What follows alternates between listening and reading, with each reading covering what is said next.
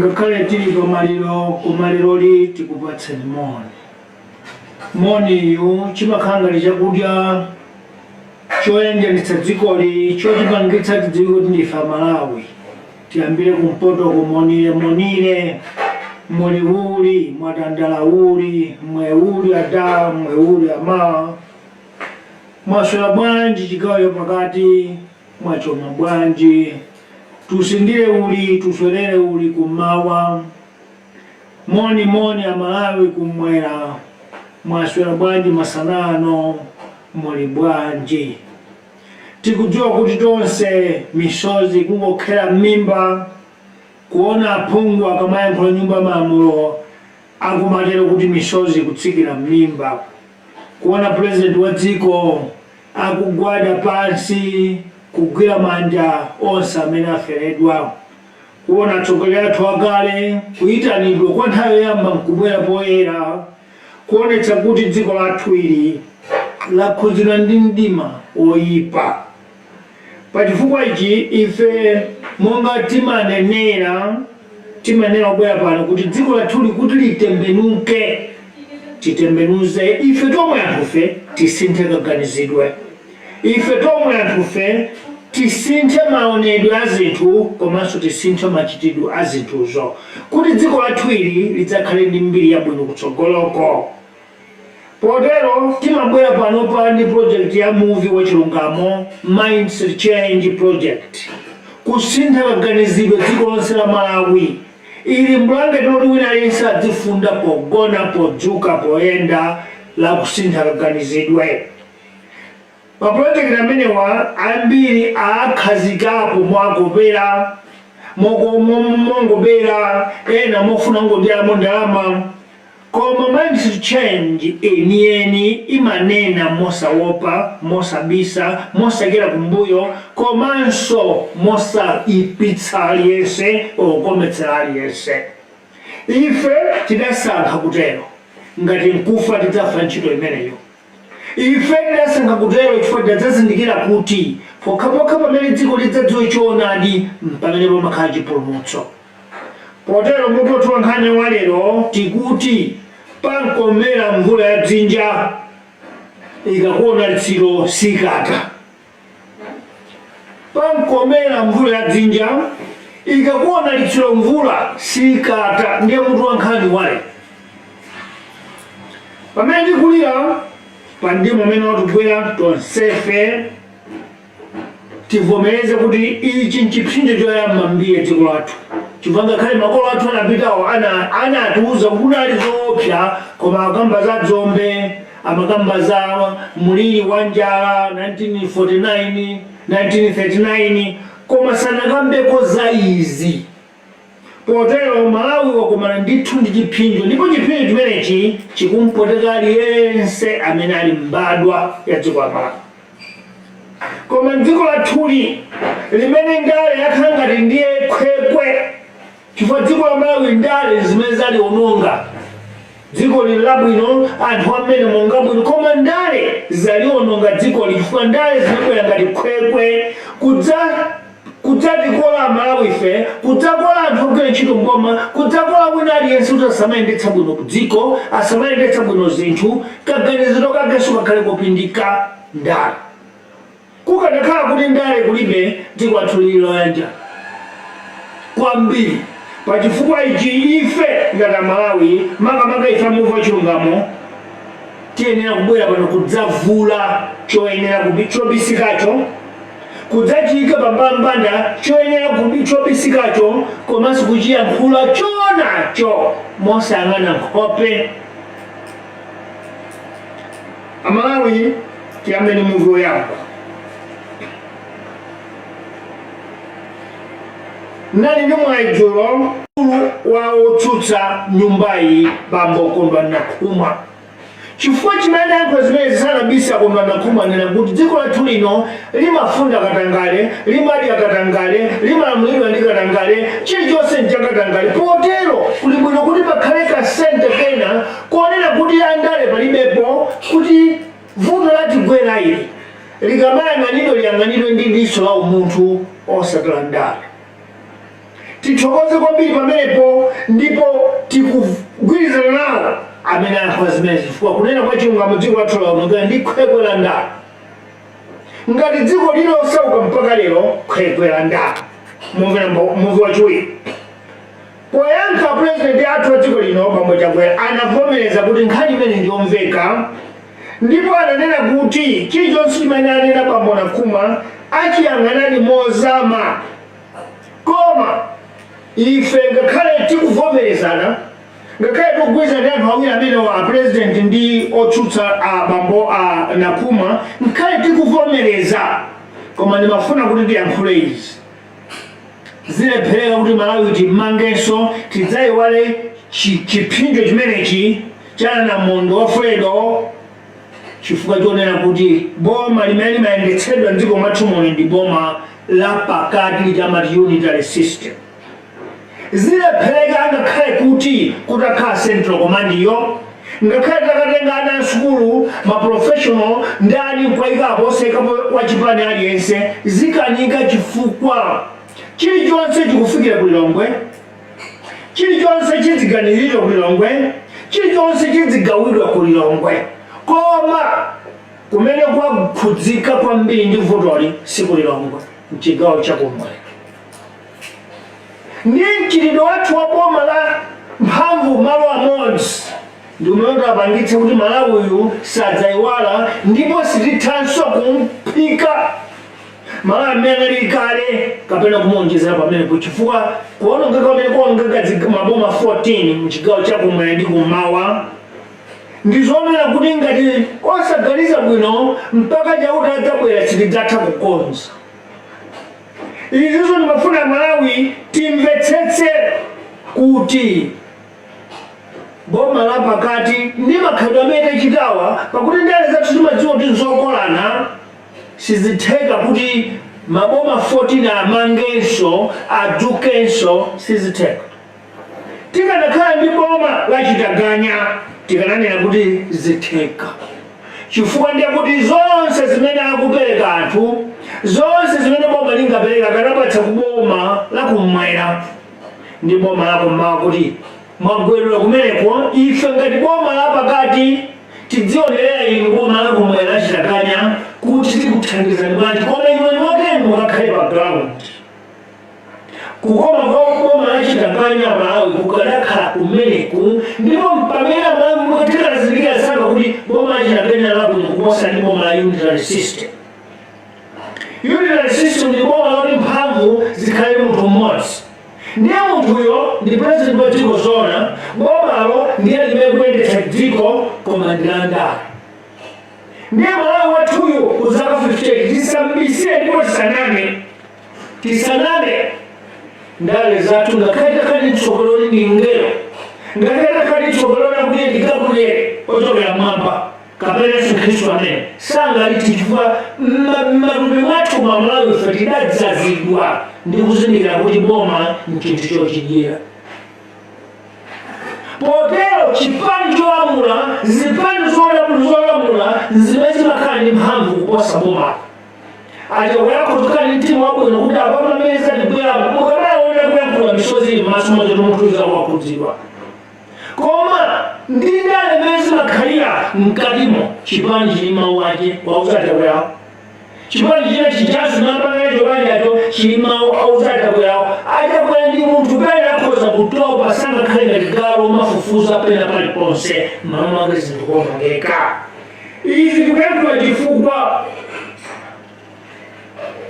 Phungu wanyumbanano wachikwawa anayankhula kunena kuti ndimafuna ndidziwa president funso langa ndilonena kuti asanabwere Fredo uyuyo Namondo wa lero uyu asanabwere Namondo Tamari Gombe kunabwera Aida akuti Aida ameneyo anapata mlato opita kweta mananga koma papita Namondo ambiri apa masalira mabajeti angapo onse mwato umene unasweka ndi Namondo wa Aida mpaka lero sudakonzedwa. Pamene pamalawi paimukadziwa kuti boma lachitaganya ndikiye khayo ndi nyeyo khayo imene ingasinthe dziko. Chifukwa ndakhala kuti boma dziko tunachitaganya mwathomera moja manangawo boma la provincial la chigawo likadakhalira kapoza potuti anthu ake akufuna chithandizo mwansanga. President yankha anati sindikuchoka yankhani konse koma tsiku lina kutangoma kuti lakonza mtsogoleri kumyankha munthu amene akulira pa nthawi yolira sokawiri. Ndiyenu fulani uyu na mwendoto uyu waononga miyato kuposa umene ochapanangawo fakakhala pathabwa ngonongeka okulume ndiye kuonekera miyato oselesele ing'ono kumeneko.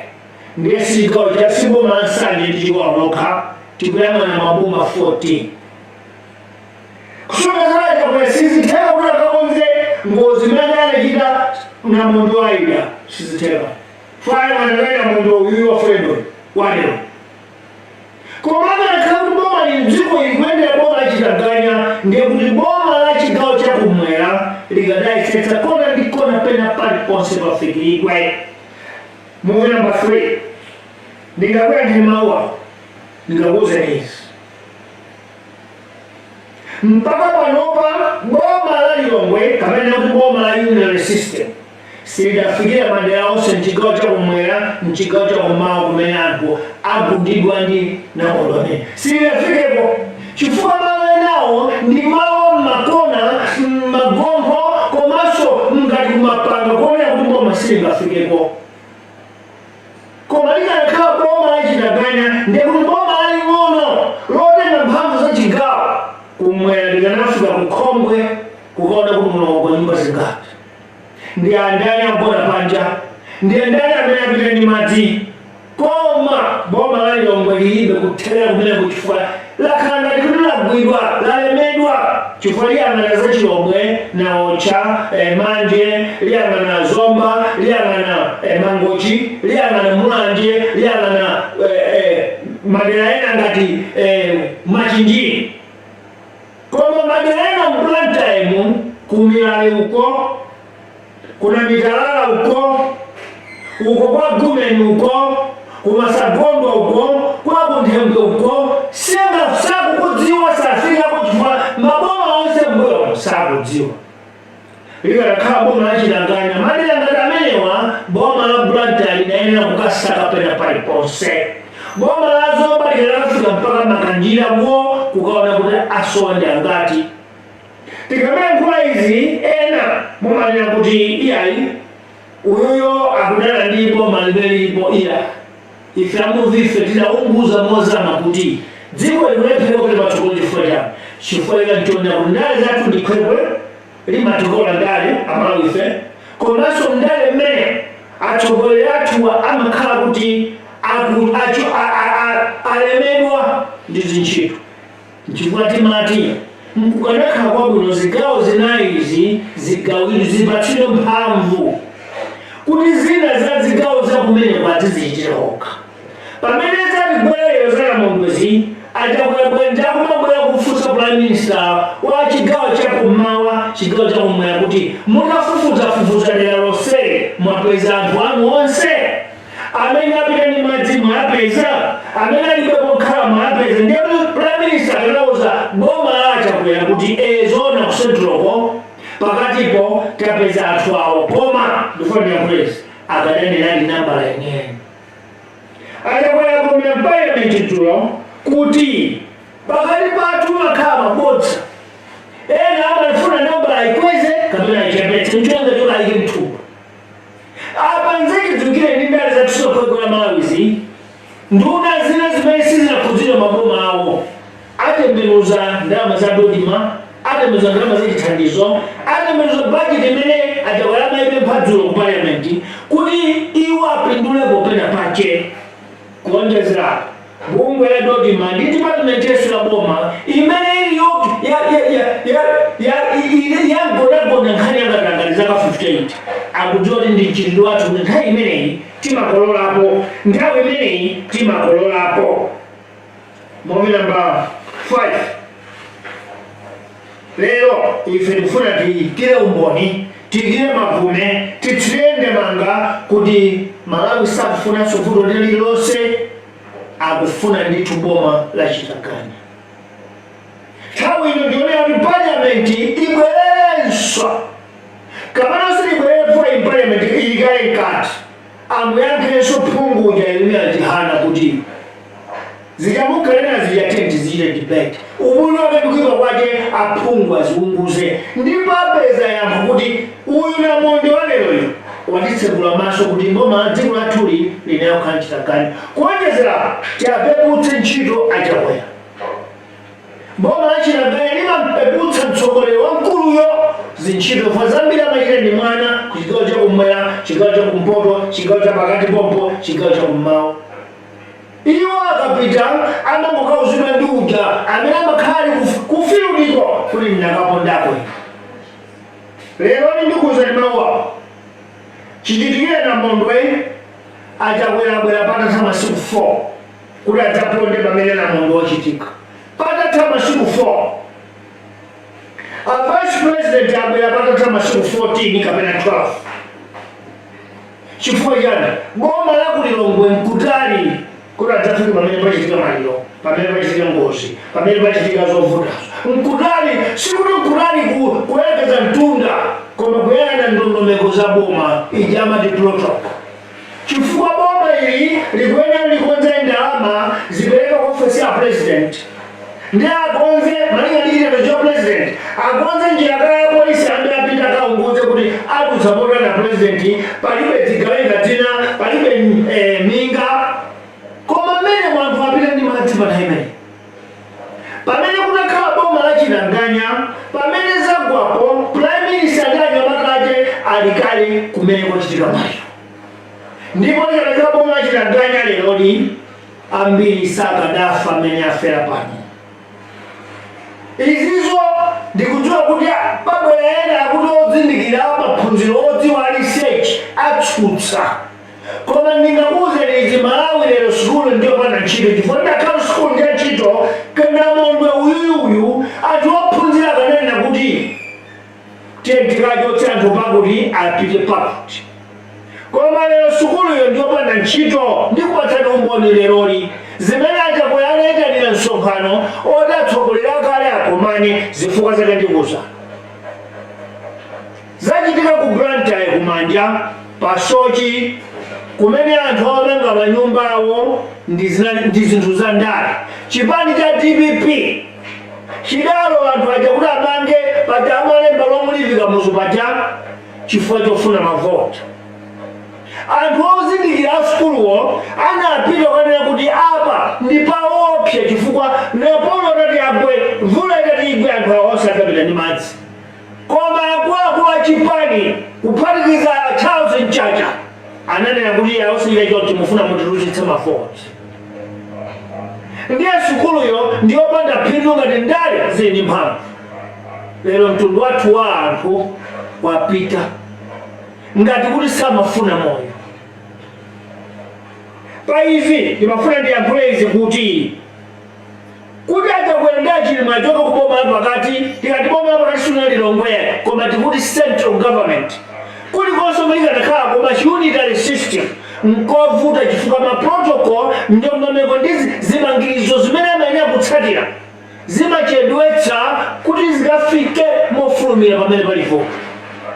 Boma la Chitaganya achakwera kanadzamva zothakali kuti prime minister ndi nduna zake za kuchigawo chakumwera wakafika kale ndipo ena ali kunaocha ena apita kasakasaka kachita kufukula kuti kukhombe kuno bwanji, kumbinale kuno bwanji, kumtumbulende kuno bwanji, kukhonjeni kuno bwanji, kumilepa kuno bwanji, uko kumigoyi kuno bwanji, kuchita kufunsa chifukwa choti anthu ali pafupi boma la Chitaganya. Kotero ife aMUVI tikuvomereza kuti nthawi yakwana kuti dziko liwiri aliyense adzifikiridwa nasakwiya kuti kalangale athe kukhale boma la Chitaganya. Mukakana Malawi nonsenu koma chifukwa choti Parliament ikukana boma la Chitaganya kukana zipani zimene zilipo zikukana ndiye tikupembeni amene afuna boma la Chitaganya akavotere chitseko chubwera chilukoto boma namba 7 for boma namba 7 manifesto yake maamulo ake onse ngaboma achitaganya titazindikira kuti tidzakhumudwitsana Malawi ngati tidzayendetsa boma yake lomwe tidzakhumudwitsana chifukwa kungoganizitenge chiganizo kuti president afuna kupita kumpoto asanapite yemwe amba apita kaye magulu awiri gulu loyamba la chitetezo gulu lachiwiri la chipani president afuna kupita mawa ndi amuzo dikirandikaye poti dikirandikaye paja ndiye kuti apite kaye chipani akakocheze anthu a president ataonani ndi anthu boma achitaganya kulibe zimenezo president akamati akunyamuka ndiye kuti boma la chigawo likonzeratu chitetezo fo limakhala konko president adzayenda adzafika ndipo adzapeza zonse zofunika zili m'malo mwache ndipo mboma achitaganya mulibe zandali ndikati mulibe zandali unanozanje kulibe zonena kuti a president adzayimbilibe nyimbo kuno akabwera adzavilimbe ndazimayi adikulire kulibe chifukwa amabwera kudzagwira ntchito kwenikweni kudzamaona nduna uyu wamkulu uyu wa chigawo chimene prime minister amene kuti akugwira ntchito bwanji ndiye kulibe nthawi yoviniridwa kulibe nthawi yaze chipani ndi nthawi ya ntchito chigawo chino chikwenda bwanji mwandi yathumba ndalama makuti zikugwira ntchito bwanji ntchito ya president imene akati awekeze ndi anthu nakhala tsiku lake mwina tsiku la independence la chikondwerero cha ufulu kapena yayi kulima phwando ena apasaka konse ndi ulendo uliwonse akachingamiridwe ndi president boma achitaganya kulibe koma ililo ili chitukuko chikuchedwa dziko silikuyenda katangale akuchuluka chifukwa pamene akutumiza andalepa kuti apite amachita ndala zonsezi kuti andi allowance chipani kapena boma liyapatsa ndalama zodangalika kona kuti president kuti likafufuze chitetezo chanucho akachedodala kuti musabweresanga mudikire pang'ono afuna allowance zichuluka dziko nkumapita pasi dziko nkumasauka ngati kuli vuto kumeneko anthu nkumaferabe lero takumana naso chigawo chakumwera maboma 14 ndiyetu maboma 14 iwo tingati ndi 1/3 koma tikangana mtundu wanu ndi hafu ya dziko pafupifupi filikota ya dziko chifukwa anthu ambiri ali chigawo chimenechi kumene kwakhudzidwa ndi namondwe pozindikira kuti Blantyre ndiye town yathu yayikulu kwambiri imene mabizinesi kapena chuma cha dziko la Malawi chimaphikidwa zaperekeratu umboni onena kuti kuonongeka kwa milatho dera lililonse zipangitsa chuma cha Malawi chisatukuke msanga taona dzulo ngakhale ena akutukwana blind band nthawi zina ukakhala kuti sukudziwa chimene ukupanga kapena chimene ukufuna dziko lumaliona m'maso mwina kukhala chete mwana wa munthu ali chidzukulu cha Nanjaiko tichidziyamika chifukwa zambiri zikuchitika mdziko chifukwa cha blind band mafunso ake komanso kuonekera kwache pamene akuonekera paliponse tikuthokozani ataimuzi kuti anyamata ngati amenewa osataya iya chifukwa amakafikira paliponsepo ndiponso zimapangitsa bomo kuchita manyazi nkukafika konsanga chitsanzo adali kumulanje blind band kumene ndimafuna ndidzidzule iyi yakuti protocol nyumba ya polisi imene yalowa m'matope yonse blind band watha kufunsa anthu kumeneko koma nyumba ya MRA imene sonansi yakumani vuto imene adalephera ogwira chiro kwa MRA kuyankha akuti abe afunsa kaye ku lilongo yake iti nkhani yachitika kumulanje mufuna mutenge okay angapereka okay ndala pakati panda blind band silikanadiwa kuti maprotocol ena opusa mboma akuchedwetsa chitukuko chifukwa pamene papali miyoyo ya anthu ogwira ntchito MRA amene afa amene apita ndi madzi pali chuma chimene chaonongeka pamene akuti madzi mpaka mafika padenga ndiye kuti ayankhe foni kapena ayankhe interview ndi ripota mtolankhani ayambe afunsa kaye ku MRA ku Msonkho House kuti chana zimenezi zichepe ino atolankhani kugwira ntchito yanu momasuka ndipo ife Amalawi tikunyadira chifukwa popanda inu sitikanadziwa popanda inu sitikanaona komanso dziko lapansi maiko akunja ku diaspora tikuika mtima woti tithandize maiko akunati tithandize foja zimene akuona kuchokera m'makamera anu ino china Blood Panther kukutu kwa nani ndi kusowa umunthu.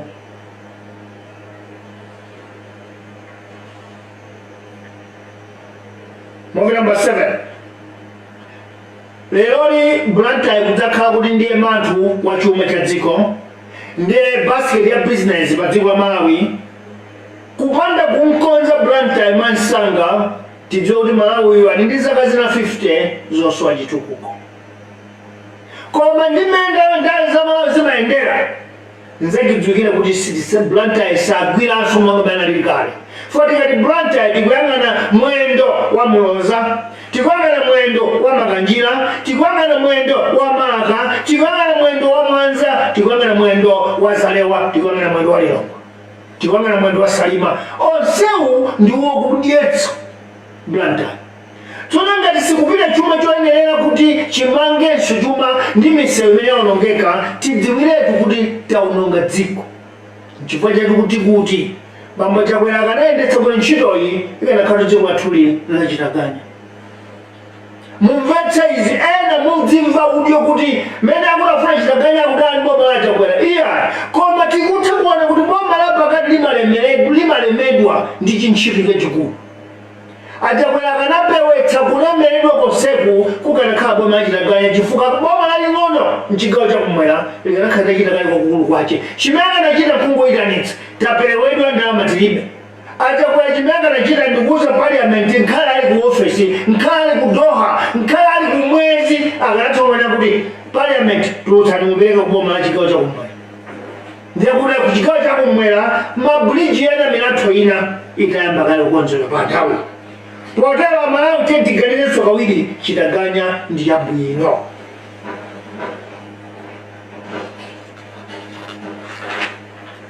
Movie number 8. Maiko ambiri mu Africa muno tsopano amba kutsegula maso kuti nthawi zambiri chifukwa cha kusauka timakhala osowa ziganizo, chifukwa moyo wathu umakhala wopempha. Nthawi yambiri chifukwa cha katangale kuti akakatigere ku America kuti tidzagawanagawana sitigula mankhwala mzipatala, timakhala anthu opusa chifukwa timataya umunthu wathu. Ndikutanthauza njani? Maiko aku Ulaya kunsi kumene akhala kutiuza Malawi ife maAfrika afe kuti nyengo yavuta ndiye ife tidzakupatsa ndalama kuti nyengo ikadzavuta mudzagwireni pankono. Lero nyengo ija yavuta mu Africa muno kunabwera cyclone Aida, Gombe, Ana, akuti Dinewo, akuti ndani, lero kuli Fredo. Maiko amene akhudzidwa omweomwewo kulibe ndalama iliyonse imene ikutuluka yotulutsa nzungu kuti pepani kachita kupatsani koma tinkalina ziyandizi. Malo mwache lero timamva Joyce Banda akuyankhula kuti adapita ku msonkhano kumeneko mwayi wokhalika na anzawo aku msonkhano umenewo adzaone ndi ayambira kuzomba kwawo. Mupamvetse pamenepo ndalama zimene akanena Joyce Banda za climate change zimene zaononga nyengo izi, iwowo ayamba kugawa kwawoko nanga kumene kwakhudzidwa nanga madera kumpoto chifukwa kumene konse kumabwera na nthawi zambiri chimanga kulibe.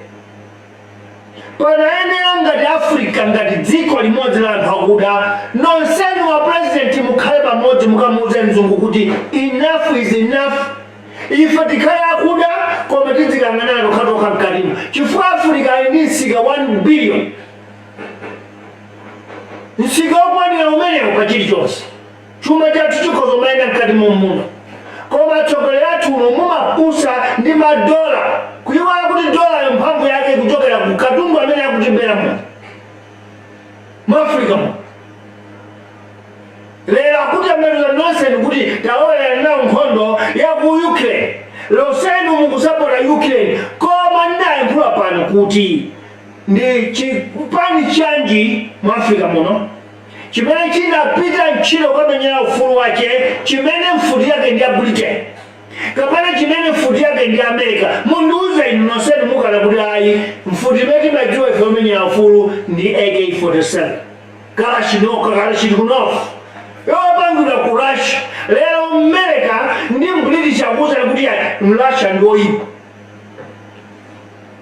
mmene kamwe ndi British lesa kunutsa ndalama zaono zimene ononga nyengo yekha amene ndikwapa Joyce Banda kuti komati sunanga kupatsani mupita ukatolira mukalire akupatsani $500 million.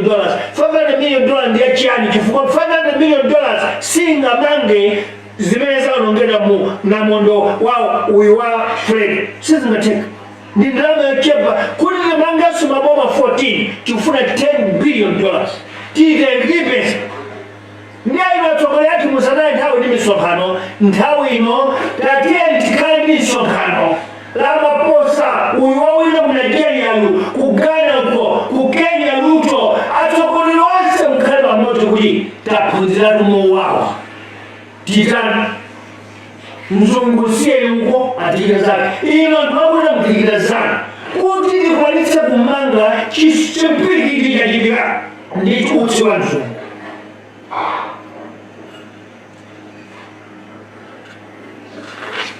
Muvi namba 9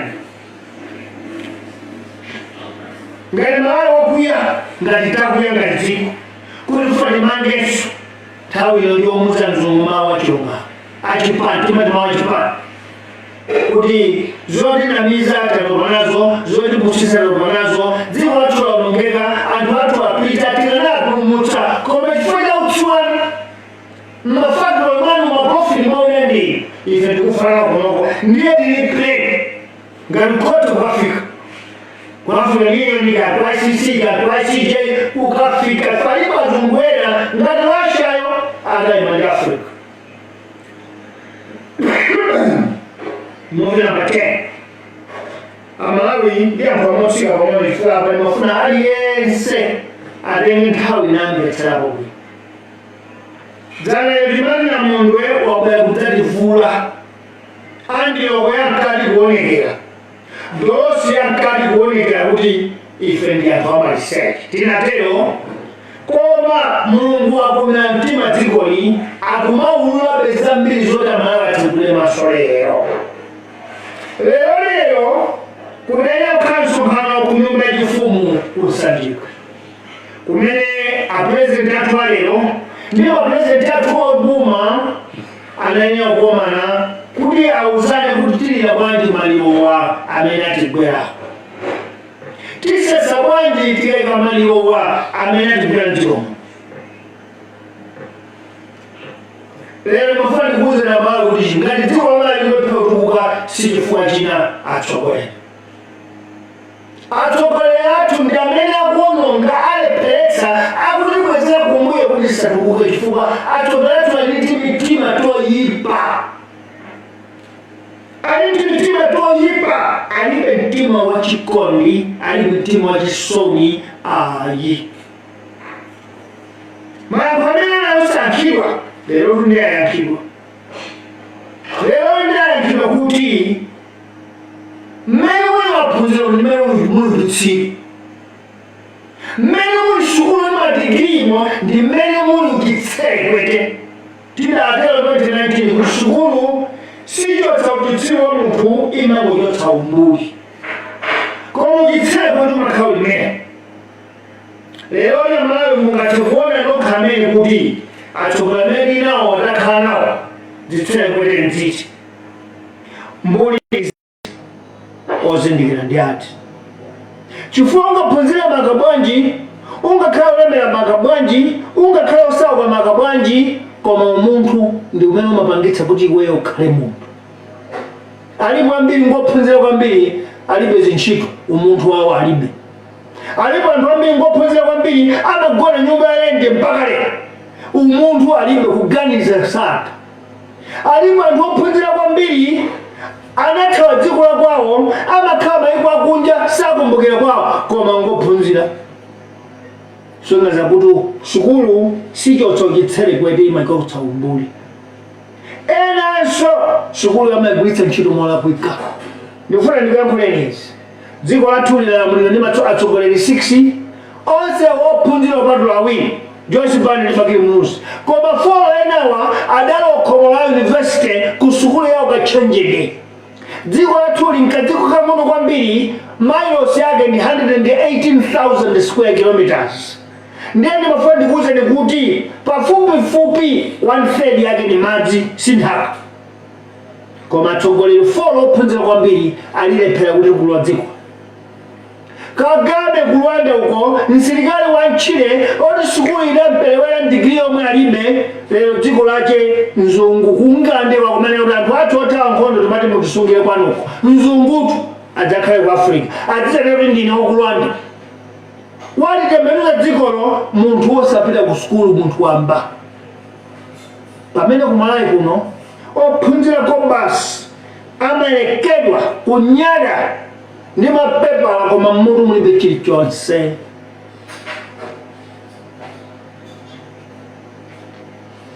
Dziko la anthu 20 million,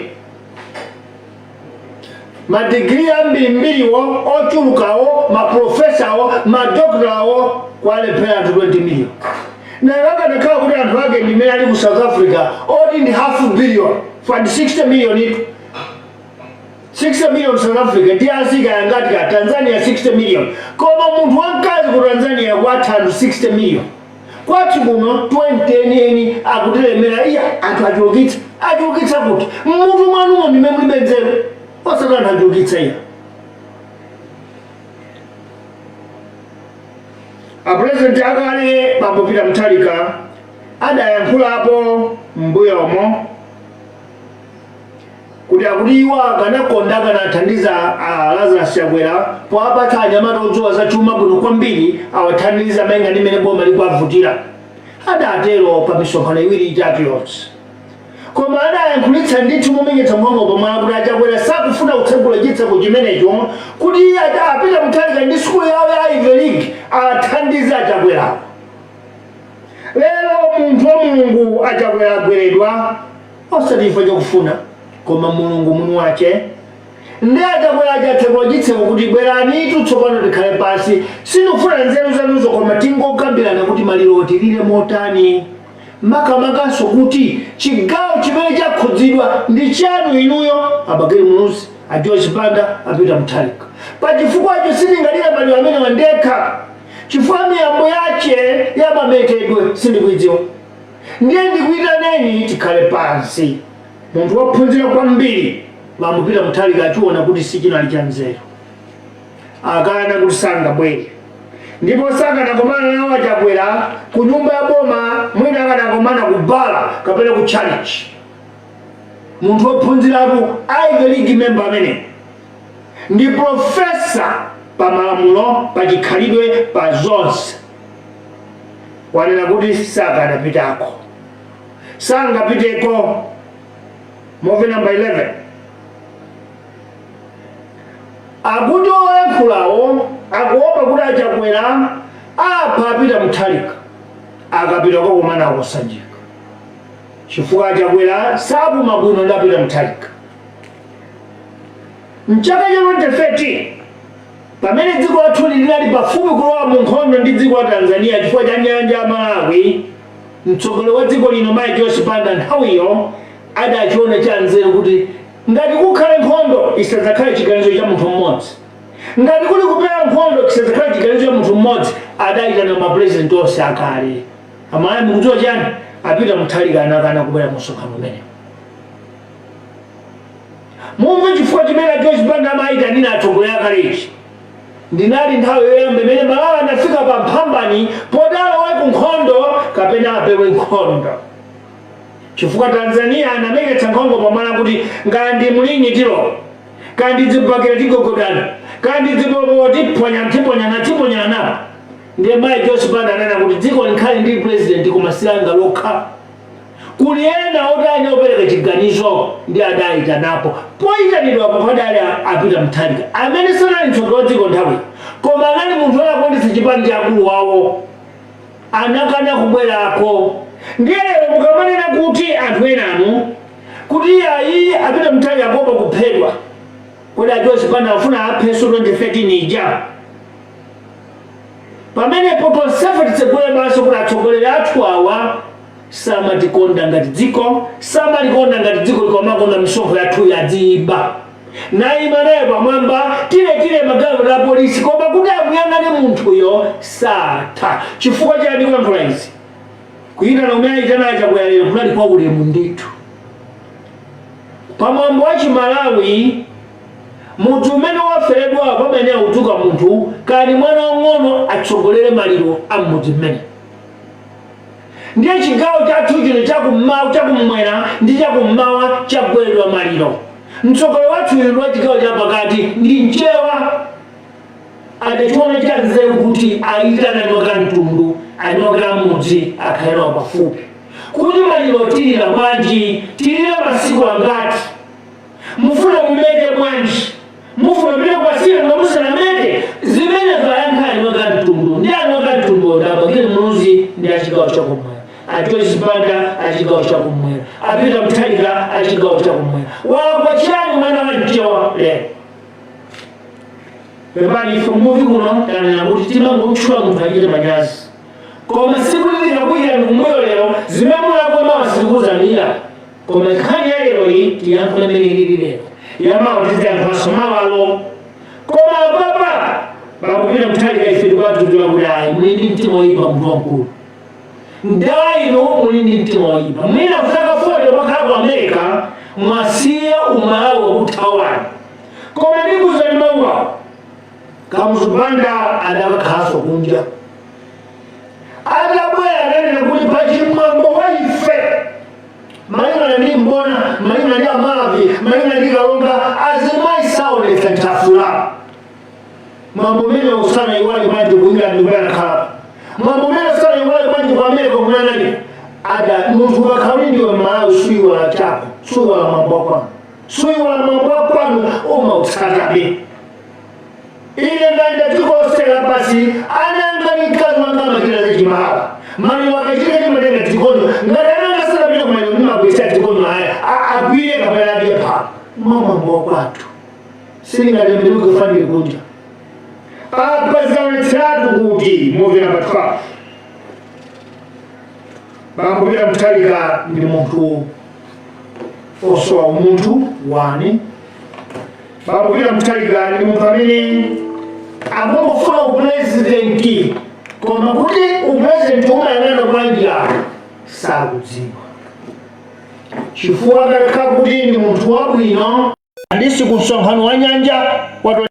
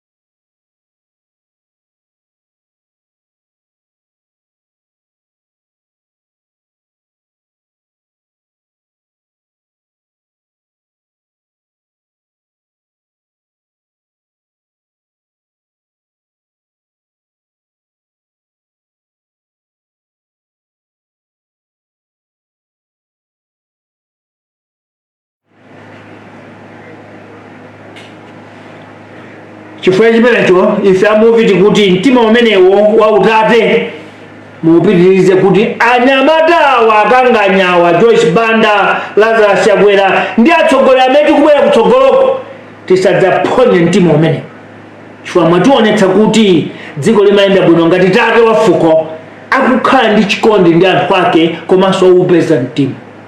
Potero tikuyamikeni. Bambo Lazarus Chakwera, ndinu mtsogoleri yamba kulola kutukwanidwa chifukwa apapa okutsutsani akunena kuti basi mwatodwa nzeru mulibe ndiye mufuna numpemphe nzeru kwa anthu amene simuwalemekeza. Umbuli dziko lathu lino lakula. President wopuma ndi katundu wa boma, chifukwa chake misonkho yathu idzakhala ikumulipira iye ali kunyumba kwace ali wopuma, apolisi athu ndi asilikali athu kumamteteza kunyumba kwace paliponse angayendepo ali ndi chitetezo chifukwa ndi mtsogoleri wathu wa dzikoli wangopuma. Ambiri samvetsetsa pamene mwayitana atsogoleri athu akale mwaonetsa kuti inu mufuna tikuyendetsa dziko libwino ngati likukuchimwani kuchimwani chifukwa cha kuwandikirani ache, koma mtima wanu mukanakonda dziko likanenda bwino. Apa mwaonetsa mtima wabwino, ndipo tikupempheni kuti akathana mondo uyu mukhalenso pansi mene mukhalira mwina achita Mutharika atachita munyazi adzabwerano chifukwa kudzudzula kukuwapeza adzabwera ndi osadzakwira. Pabanja pamakhala oyika maliro, pamakhala okumba manda, pabanja pamakhala zidangwaleza ndiye kungovomereza zidangwaleza zikapezeka. Tikuthokozeni amayi anga, amayi Joyce Banda, kuyambira kale inu ndi mulera khungwa. Timakutukwanani akutukwanani anthu, mwakhala bakha, mwakhala mayi wa mandasi, mwakhala chiyani, koma Mulungu amakukwezani nthawi zonse chifukwa ndinu mayi nakubala.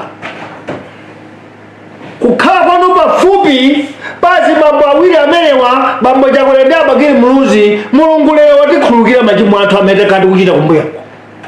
Pano papezeka yankho yoti titani kuti tipite kutsogolo ngati dziko. Monga nakubala, pitirizani mtima umenewu nanunso musamakwiya nawo, koma ana ngati ena awatire mpere dzinati kumadziyankhula chifukwa ndinu kholo. Movie number 30. Bambo Peter Mutharika, lero ndi tsiku limene mwaonetsa chigawo chakumwera ndi chakummawa kuti mwangokhala mbali imodzi ya chigawo chathuchi koma simumatikonda ngati dziko. Chifukwa lero limene mukanaonetsa kuti pamaliro satukwanizana, pamaliro sabwezerana, samanana nthuli, pamaliro palibe kuti chakudya nchotani, pamaliro mmangopita chifukwa wina aliyense adzabadwa ndipo adzafa. Pachifukwa icho maliro nkulira ana aliyense amene okhalapo mosayang'ana kuti zatani. Ndiye ife timafuna tikuwuzeni mawu awo, mtima wanu oyipawo mungodzilakwira nokha chifukwa palibe anakubera ni boma 2012, palibe wakubera ni boma 2020, kulibe. Ife amuvife timangoyankhula pakati penipeni pachoonadi tidzafera chimenecho. Inu simunaberedwa boma 2012, akulu anakamwalira wachiwiri wa nthawiyo wa boma adali Joyce Banda. Pamalamulo sitizofuna za inuya, pamalamulo a dziko lino mtsogoleri ene okhala wachiwiriyo ndi atenge mpando umene wa munthu amene ofoma wamwalirayo wachokapo. Nchifukwa Joyce Banda anakatengedwa kucha kudzakhala mtsogoleri wa dziko, sanakubera ni dziko, sanakubera ni boma. Palibe chifukwa choti mwakwiyira amayi awa, iwo amatsata malamulo nchifukwa adali kwawo ndipo anayiwala zoti ankhale president wa dziko. Koma chilengedwe chidzakatengera kunyumba kuti malinga ndi malamulo vice president inu kala mwaphonyera ndi amene amwalirawa kala chipani chimene chikufuna chikuchotseni, koma pa malamulo munalumbira kuti mudzakhala wachiwiri kwa president wa dziko. Potero president wa dziko kulibe, ndiye bwerani mudzalowe kulowa kwa amayi Joyce Banda. Ndipo mukamakwira nawo kwakwira Joyce Banda bambo Peter Mutharika mungoonetsatu kuti mtima wanu ndi woyipa chifukwa malamulo amene mmati ndinu professor simukwadziwa nanunso, koma ndinu professor malamulo. Mkwiyo wanu ndi Joyce Banda uthe. Chisankho cha 2020 tiyambire 2019 ndipo izi ndikudziwa kuti ambiri a DPP mukuya koma alipo ena amitu ngati abambokeni nsonda. Inuyo ndi anthu oti mumaziyang'ana zinthu mmene zilili ndipo mumadziwa kuti chilungamo chimaoneka ngati mwano. Ife ku Muvi kuno ndife amwano chifukwa timayankhula chilungamo. Chisankho cha 2019 anyamata anachita Nicholas Dausi anadzoti ndi mtima wanu uwo simungawine nchifukwa makagula matipex kuti mukhalebe inu iwo azilandira Malawans atigulabe mbale za ku polisi ndi maunyolo ndi amazodula koma sikuti amadziwa kuti khalano labwino amadzolo loyipa chifukwa ananena kuti tisayankhule awa tikangula matipex nkugwidwa nazo. Mwapita ku chisankho 2020 nkumene mumakaluza mwa anthu 100 aliwonse ino nakupatsani mavoti 42%, mwawina anthu 42 ajakwera amawina 58. Choti mukhale ndi mtima onena kuti uyu wandibera mchiyani. Sinthani kakhalidwe Malawi ndi wathu tonse ndinu amene koma tufuna upangiri wa ukholo osati upangiri wa chibwana iya. Movie number 16. Nonse amene mmatsatira DPP, nonse amene mmakonda blue, nthawi ino mukhale pansi mwauza akuluakulu aitane agogo awa akakhazika pansi kuti apa pokhapo alakwitsa awa ndi maliro sindale. Ndipo mumpemphe mkuluyu wa mkuluyu ali nzaka 80 tsopano apume kuti akhale ndi ulemu. Ndiye muyang'ane nyamata mmenemo oti azikhala nawo tinthokoze kondo nakhumu. Parliamentary wayankhula moonetsa kukhala munthu wanzeru kwambiri nyamata ameneyo apitirize kaya ali muvota wina zili ndimo koma kuyang'ana anthu amasombenya kondo nakhuma akuyankhula zomveka nyumba fazimana yankhula iye kuyankhula mowunikira mtsogolo wati kuti mukhazikitse command center padera fo boma anu lilakuba boma anu lakatangale ndiye mukhazikitse anthu oti akhale ndi chiyembekezo otithandiza onse atikhulupirire tsogolerero amene ndipo achakwera sanatsutsa avomera. Nthawi ino DPP yang'ane oti ayang'anira ndani zakubanja izi zithe kuti chipani chikhalepo koma zakubanja mukazipitiriza ndi ntchito wachi kulira upanga ababawu chipani chichitha ngati makata. Movie number 17 atine kuti omaliza wa number 18. Amayi anga ine dzina lawo anamwalira 2005.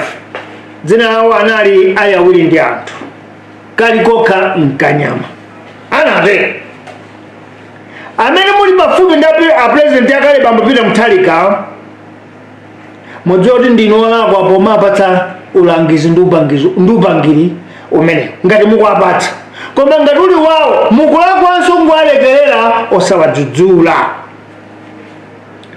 Amayi athu afuko lino akale mayi Gertrude Mutharika ndinuyo kwangoli maseko songeza kuti ndinu Malawi ndithu kwangoli masekoko kapena ndinu miyawo sanga. Pachifukwa ichi ndimati ndikupempheni mwaphikira thoba ababawo ndiye mwauza mawu oti inu ada inu kamali darling andatu munthu wamkulu mukachita darling inu a president akale maliro nkulirana akumwatobwa maliro nkulirana komanso kuli mwandu jamati nyalugwe nkepya kwanzache koma iye akaphachiwala amachita chokoka ndipo tanakha ku America zaka 40 akhala pasi kuti afunse ni akazanga ino akwanya nyamaseko mukuti chani ndiye mwamasulire nyalugwe nkepya kanzache iye akaphachiwala si ukoka kwake kwafunse mukoka chani tatiye ntikayang'ane chiwala eti mulati ndine Bantu Sanders Juma mukhale tsiku lopambana tionanenso Sunday chitseko icho tikuwuzeni kuti boma number 7 chitagalikidzanda bwanji ndipo nakhati boma number 7 namondo uyu tikanammaliza motani mukhale tsiku lopambana.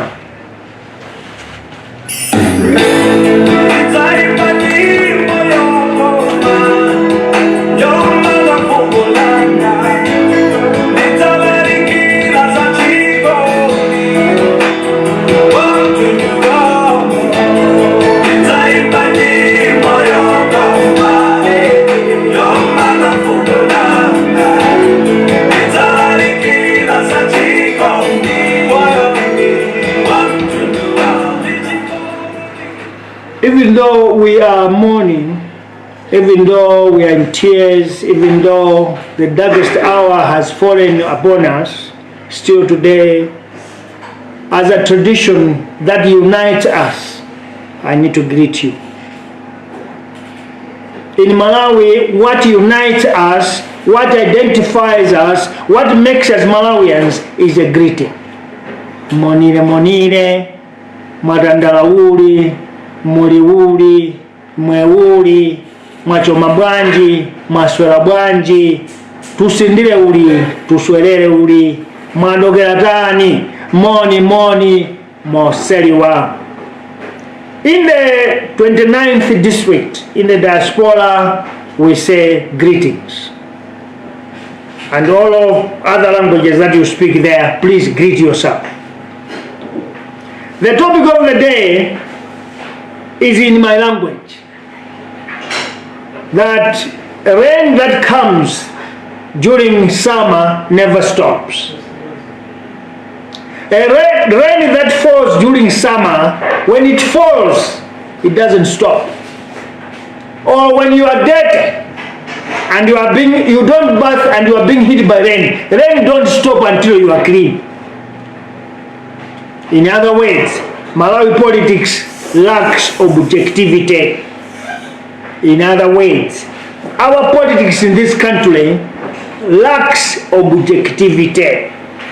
As a country mourns and faces the darkest hour of our existence ever since life in the history of mankind, this country is in dilemma because all Malawians are uniform, facing the same pain and agony. The whole country, from north to south, from east to west, and in the diaspora, we are all having same tears. But in a country like Malawi, where politics is a trap to fool people to think that government and ruling parties are there to save, when in true sense are conduits of corruption and self-enrichment, we cannot cheat ourselves that once a government, as well as all other political formations, are really or deeply in tears, are in shock, and are crying. We can't say that. We can't say that. Why? History of 29 years of democracy has taught us that we cannot cheat ourselves or anyone or each other, that with the character and the image of government that as a country introduced, there's no way that Malawians can believe or trust any mechanism created by system or structure called government. We can't believe that. 29 years has taught us a great lesson. Because this country is only a nation where government, presidents, ministers, members of parliament, as well as chiefs and dodgers speaks sweet words and promise good words only to do the opposite or the worst against their own sweet and promising words. That's what we know. Our politicians are sweet talkers, good promisers, but they are bad deeds, people who do bad in action. Movie number one. I had an opportunity to be an observer in the House of Parliament 2 days ago, where President Chakwera was in Parliament addressing members of Parliament in Lilongwe, where a leader of opposition raised a point for government to establish command center not led by political cluster, but professionals comprising the academia, tertiary experts, including Malawi Defense Force, so that the tragedy of cyclone must not be infested by the virus of corruption. This question or point of order, or whatever you call it, that leader of opposition, Colonel Nakuma, presented in the House,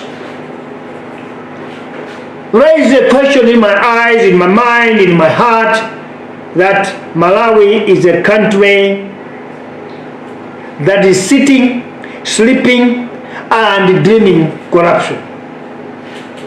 Because if a leader of opposition comes to the point of denying its own government to have a mechanism, instead you create a new one, a neutral one, then you know that the whole government is sick of corruption. Movie number two.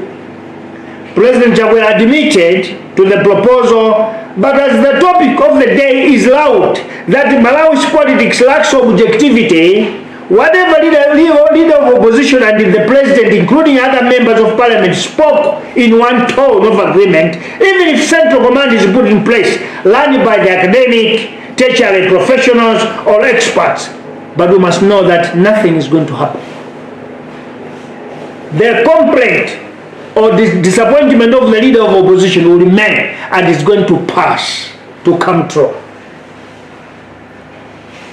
And we were now asking questions. Why? Because the leader of opposition has raised the same point, the president agrees, members of parliament agrees, but why should corruption continue? We went deeper and we found that as long as Malawi remains a unitary system of government, or as long as Malawi runs through unitary system of government, operational corruption will never end. Operational, because corruption is breathing in Malawi like more than life itself. Corruption will never end because unitary system has taken advantage to do corruption. Already trucks, items and food contributed are already being stored as I speak to you. These ones from the victims. That people are contributing. Nations are contributing. We people are contributing. They are being stored. As I speak to you, they are they are suspects in custody. All over 14 regions, 14 districts. Apart from this unitary system with the character of Malawi politics, there is no way corruption cannot penetrate in this tragedy. Because unitary system, its heartbeat is corruption. Why? They are looking at the political side of it. They are looking at the votes. They are looking at the propaganda. They are looking at nepotism. They are looking at favoritism. And they are looking at tribalism. And all these are fruits of unitary system. DODIMA, that's Department of Disaster Management in the office of the president, politicians in Malawi enjoy, and every time they rejoice. They even say, no earthquake, no storms, no cyclone, because this is the moment that these organizations, DODIMA and the politicians, the ruling party and the government workers, they get a lot. This is the moment that they get rich. Some of them started building houses during Cyclone Ida, Cyclone Gombe, Cyclone Wadineo there. Some of them started building houses. They did not finish. They are waiting for another cyclone. Now when this cyclone comes off Fredo, this is the time for them to finish their projects. Houses, businesses, complete, finish paying trucks that they bought from London. This is the moment.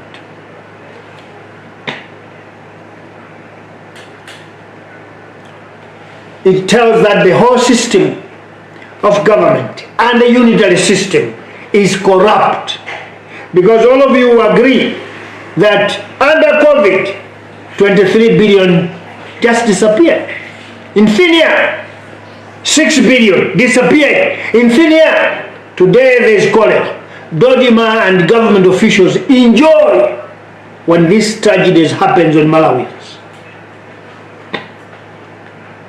Because traditional politics of Malawi, it is time where aid, donations are stolen, vandalized by none other than very officials that are supposed to act as watchguards, as servicemen and women, as deliverers. Movie number 3. The president in his response played it cheap and easy by saying, we cannot say that all people are dirty and corrupt. But the Malawi for 29 years has not stopped corruption. While the president looks at corruption as not being a serious virus, he forgets to remember that in his own government, for 3 years, newspapers, online and the print media, WhatsApp and social media, for 3 years, what is written there that has dominated about their government is corruption, nepotism, regionalism and tribalism. So when the president comes and says, no, it's not a serious matter, then you must know that he is a conduit of the same.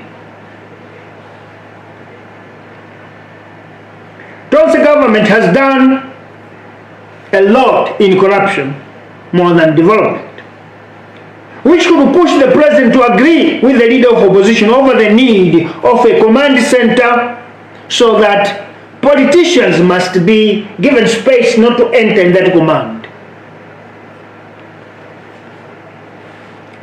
The president, in his response, if he was truly a man of his powers as the president, he was supposed to assure the House of what measures, what punishment, and what rules will be implemented, so that donations towards the cyclone disaster won't go the same way COVID money went, cholera money went, trees money went. But instead he played very cheap. He played it low, and he defended Dodima. Moving number 4.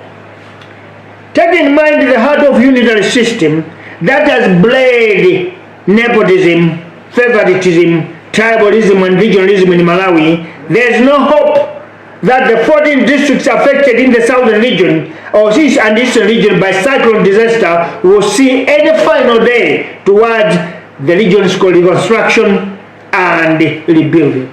There's no way.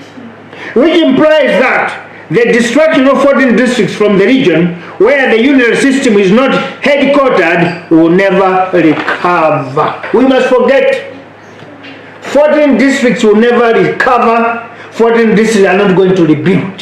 Why? Because the unitary system is headquartered in a district or in a region where this affection, the devastation has not taken place. Moving number 5. Today, we want to recommend that time has come for Malawi to now introduce a federal system of government, so that provincial governments can attentively address immediately the problems of the people directly affected in those areas. With the unitary system of government that has bred unending corruption, nepotism, tribalism, and regionalism, it is obvious that international and domestic donations collected will not save the victims in the affected areas. It will all go into the pockets of the powers that be in the unitary system. It's obvious. Moving number 6. Mindful that Blantyre is our largest commercial city, to find districts that feeds into it being cut off due to bridges washed away, submerged, unitary government with its siblings of corruption, tribalism, and regionalism, it is obvious, despite huge pledges and large calls from international community to donate more, these monies will not be used for the intended purposes. Instead, unitary system will take advantage and swindle from the affected districts. This is true. This is true, and this is what is going to happen. Moving number 7. If Malawi was a federal system of government, these monies coming from sympathizers could directly go into 2 provincial governments of South and East, which would mean that reconstruction and recovery could not take forever to rebuild, because money was going to be used for its intended purpose, rebuilding and reconstruction. For instance, the destruction of the previous cyclone Ida that devastated a bridge in Chikwawa, Member of Parliament yesterday in Parliament said that bridge has not been rebuilt or reconstructed. And that is cyclone Ida, maybe of 2021, if not 2022. That bridge is still blocked as we speak. Now today, Cyclone Fred has come and washed away all the bridges. Now tell me, will a unitary system manage to recover or rebuild what has been destroyed today, when it has not rebuilt what was destructed or destroyed by a Cyclone Ida in 2021? The answer is no.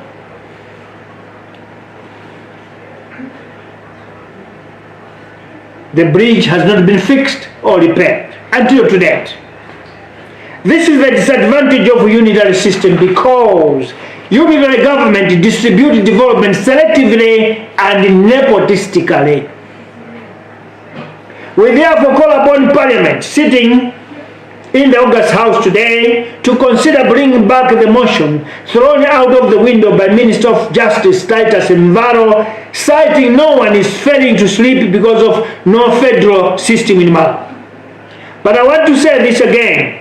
So many members of Parliament go to bed without sleeping because of many problems they have in their constituencies because of failure by the unitary system to implement.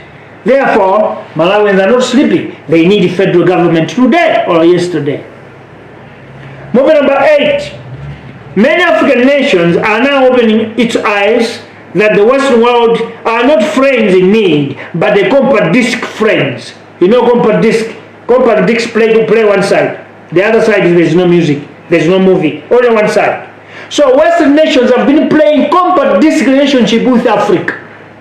They want them to be saved, but they don't want to save Africa in return.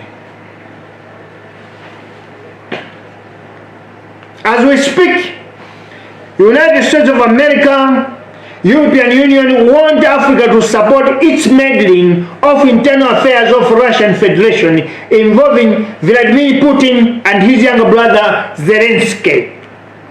If any African nation that do not toe the line of thinking of the West, then we must know that that African nation is an enemy of the Western world. And that's the case today. South Africa is facing it because it abstained to vote against Russia and Ukrainian war. But climate change has been caused by these very Western nations, and the UN proposed to these nations to compensate Africa, which has been the victim of climate change in Sudan, Kenya, Mali, Mauritania, Madagascar, Mozambique, Malawi, Zambia, Zimbabwe, and South Africa. Africa, Malawi included, has not gotten any angle to realize that the CD relationship, compact disc relations between Western world and Africa is of a cat and mouse. No country is angry. When we are in trouble, we go back and beg. Should Malawi or Africa go to beg to Western world today or demand compensation? This is the time not to beg, this is the time to say, pay us back. You have messed us up. Your smoke, your industrialization has messed it up, so you must pay us and give the tank. We need $10 billion in each nation. That is a friend, true friendship. That is a friend indeed. Not what is happening now. Why is Malawi or Africa not dragging the Western world to task? Because Rwanda has done the same by telling USA and EU not to mess with it. Rwanda has told the Western world that go to hell. When is Malawi, when is South Africa and the other nations standing up and doing the same? Moving number 9. If Malawi is really angry of this devastating cyclone, is it not the time to stand up and demand compensation for the destruction whose culprits are not at all affected? Malawi must stand up now and start to think upright for her recovery and reconstruction. We must know that the destruction of 14 districts will not be rebuilt with the donated money, because no donation can rebuild or recover what has been lost, not even thinking about human beings or human lives that we have lost. Malawi's time is now to start spitting fire against those who are causing unforeseen circumstances that Malawi never expected, such as European Union and USA. This is the time to spit fire. Because as we speak, our people, loved ones, are underground. Not buried, but washed away. Not buried, but submerged. Not buried, but went in the mud. The causer, he's not even there. When he comes, he said 2 million. Blankets. What are they going to do? For those that we have lost and the destruction of our country. Moving number 10.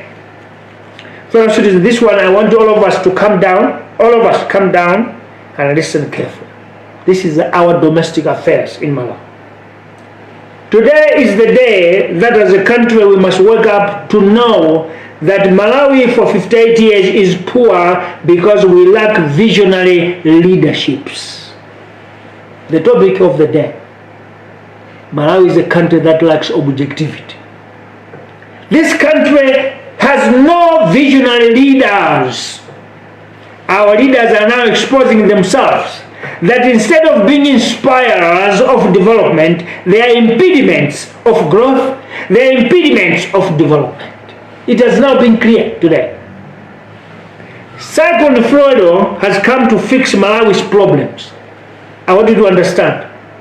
Cyclone Fredo has come to fix our problems because it has come to expose who we really are. 2 days ago, 3 days ago, last week, we talked about the movie that exposed our defense system, our nerves, that they are no longer functioning. That is one way Cyclone is teaching us to fix our problem. And the Cyclone of today has come to make us to fix our problems. How? We need to know who are our leaders. We need to know who are true leaders in this country. We need to know who are impeders of our development. We need to know who are blockers. And we need to know who are inspirers. Cyclone Fredo has just come to teach us that.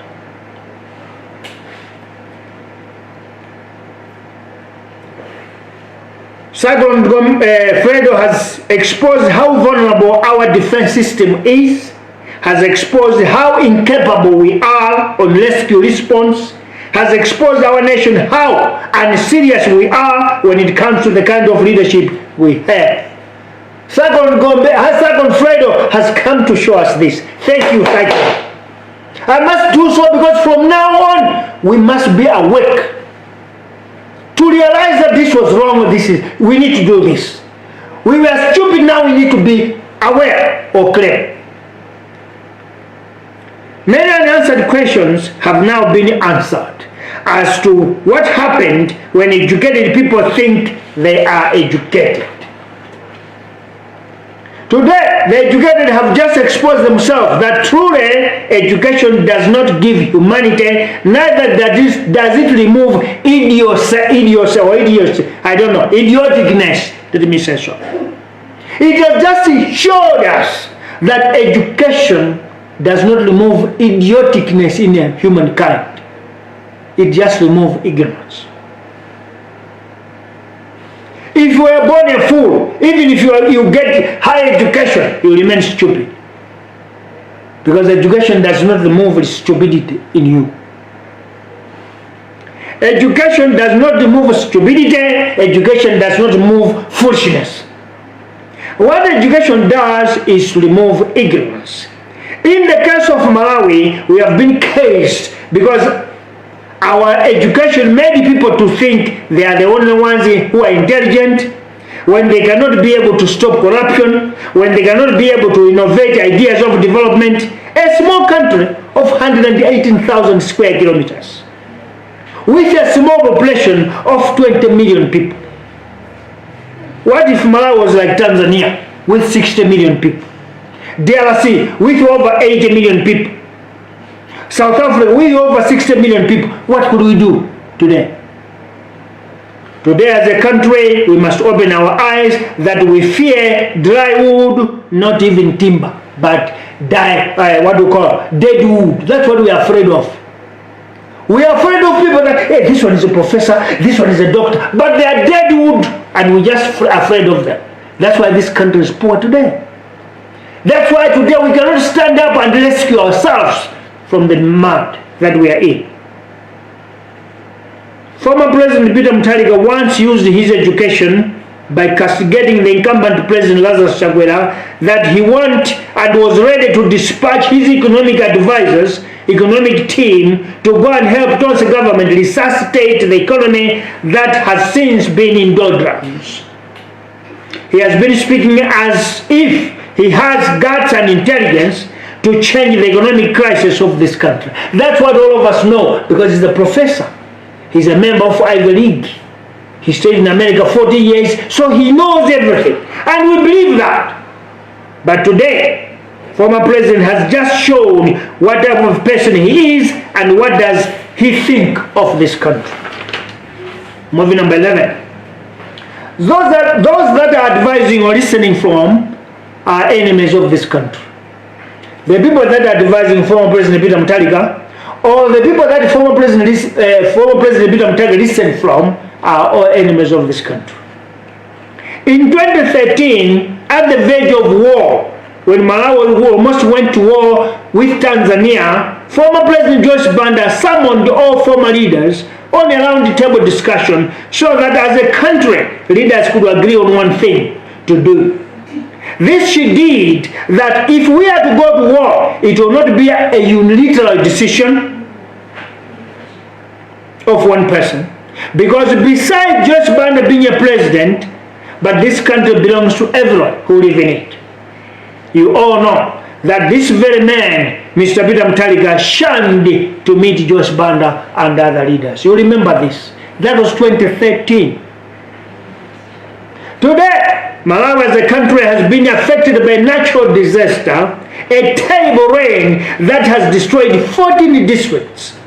President Chakwera, whatever reason he has in his mind, thought this was a national problem, therefore it required national solutions. Hence, leading by example in his Operation Tigulane Manja. Operation Tigulane Manja. Chimalawi, I want you to understand, Operation Tigulane Manja means let's hold hands. Whether you are my sister, my brother, my uncle, my enemy, my political pundit, but let's hold hands. Movie number 12. We in the Mindset Change Project today would like to equivocally state openly that Mr. Peter Mutharika is a man of bad heart and that he do not love this country. That's our declaration.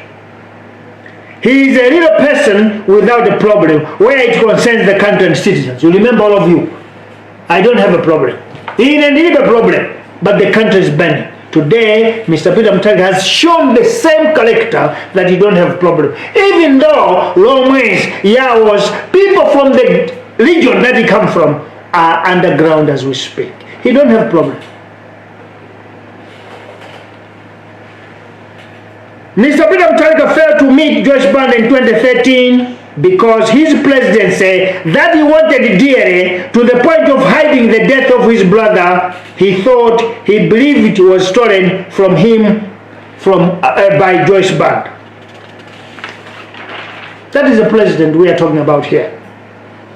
Mr. Mutharika will not meet Mrs. Joyce Banda because in his heart, Joyce Banda stole his presidency. Today, Mr. Peter Mutharika just put salt to his speeches. He always make that he didn't lose election in 2020, but that Lazarus Chakwera stole his presidency. That's what he tells. Every conference he holds, every gathering he says his presidency was stolen. He has been going out and about telling people that Tonsi government is a stolen government, yet 4 million citizens went to the polls to choose between Lazarus Chakwera and Peter Mutharika, where Lazarus Chakwera came out victorious with 58% of the vote against 42 of Mr. Peter Mutharika. Movie number 13.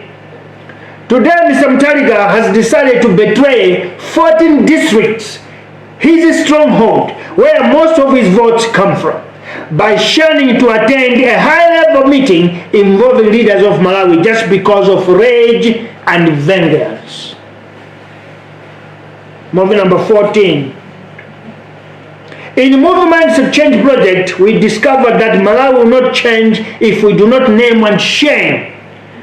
Malawi will not develop if we keep sugarcoating problems instead of applying true and correct medication on all wounds we have had or keep having now. Today we want to tell former President Peter Mutharika to know that he is not a leader but a jealous man, and he is the reason his party lost elections in 2019 and 2020. That's why his minions thought of Tipex, because they had no face saver in their presidential candidate. They didn't have anybody to save their face. So what could they do? This man who wants to be a president again and again, so let's go and buy Tipex.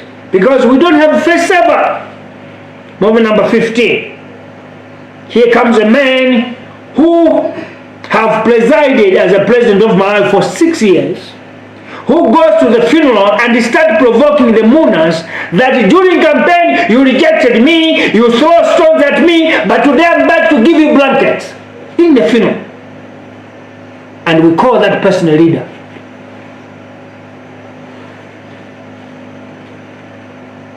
But he continues, but I have forgiven you.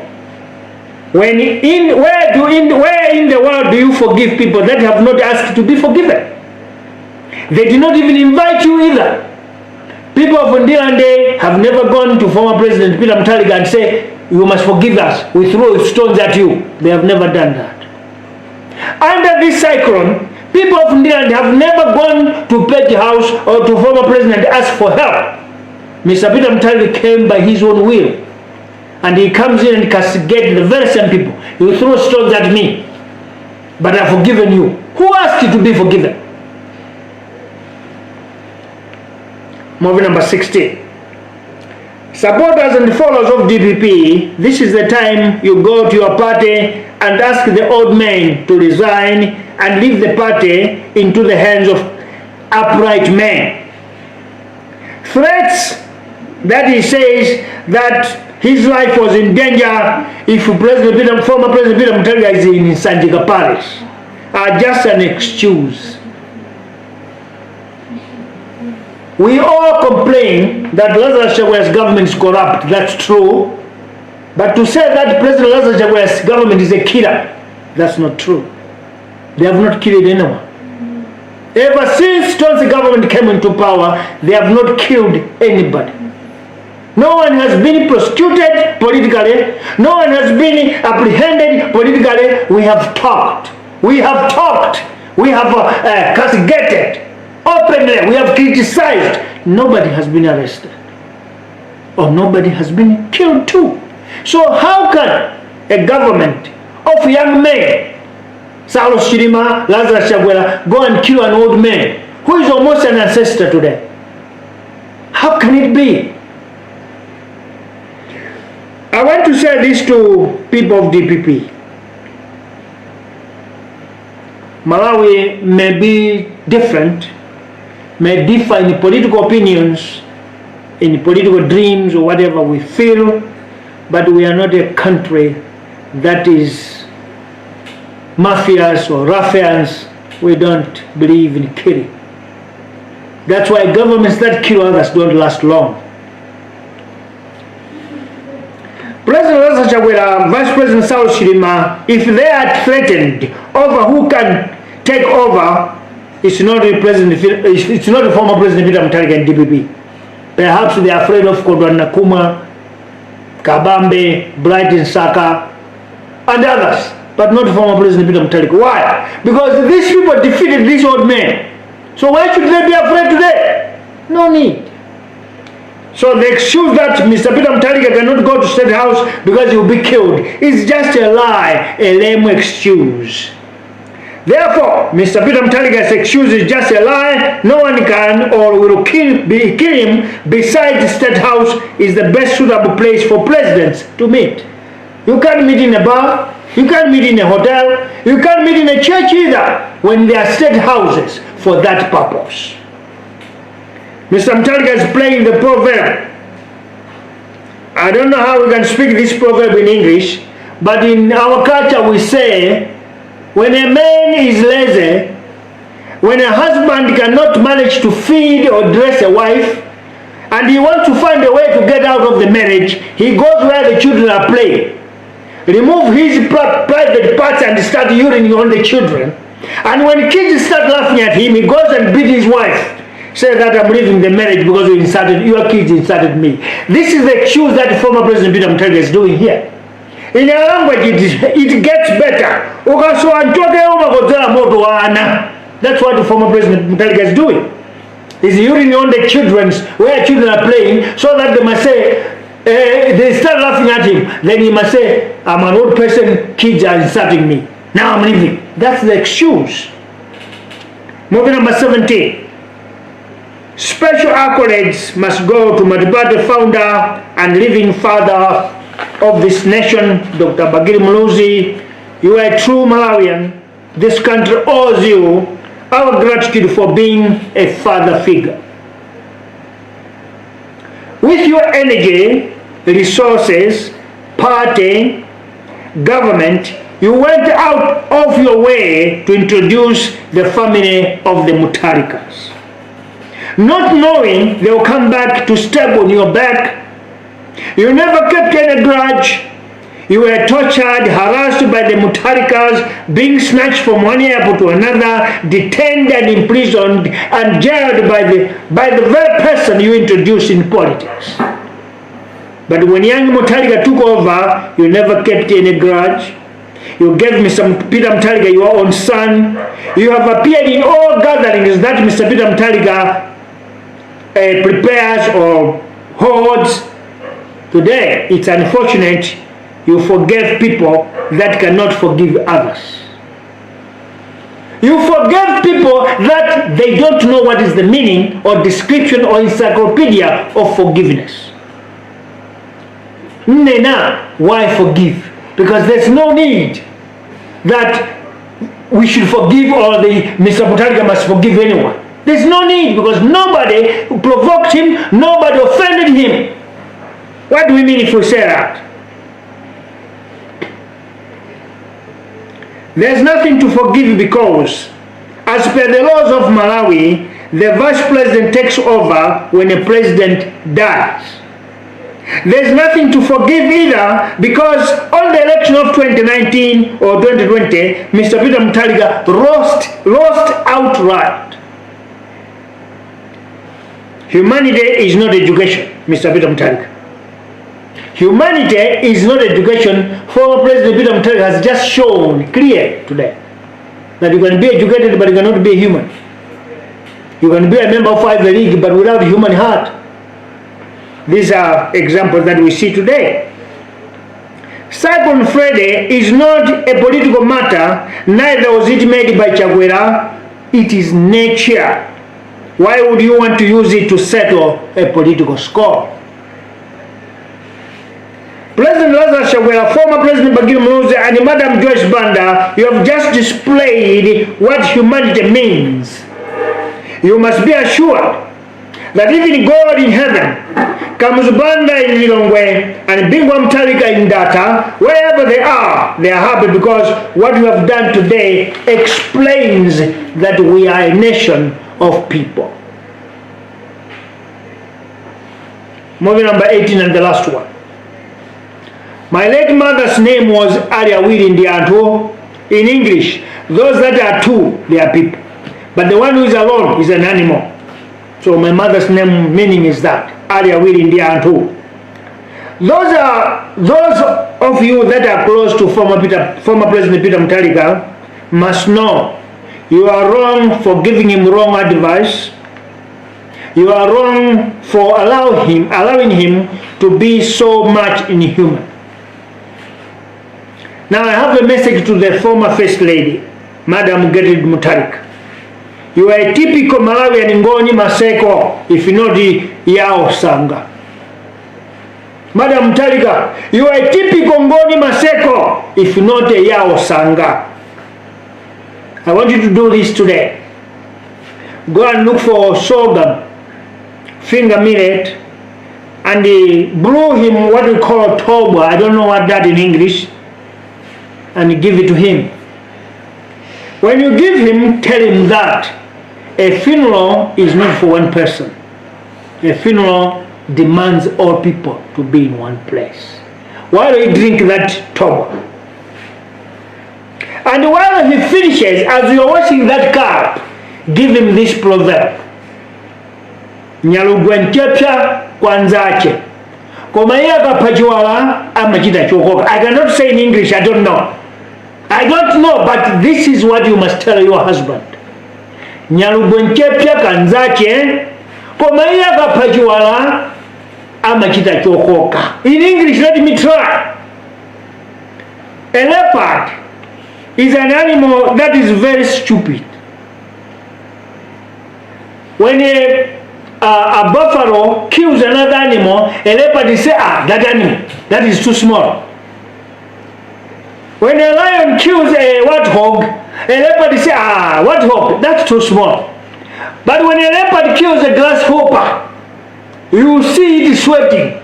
With a long rope, follow what is pulling. It is a grasshopper.